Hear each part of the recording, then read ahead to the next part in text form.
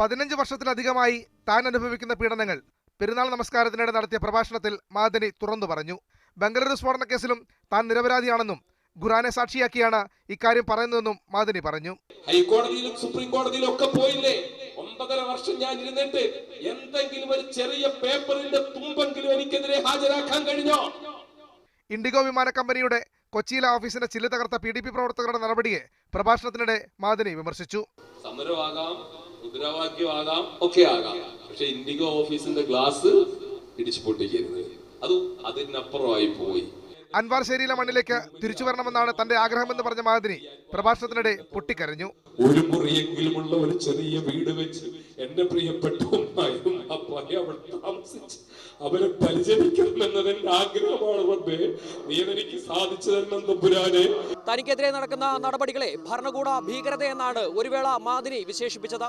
Camera person Arun മോഹനൊപ്പം ശ്യാമാർ Babu, media 1 കൊല്ലം.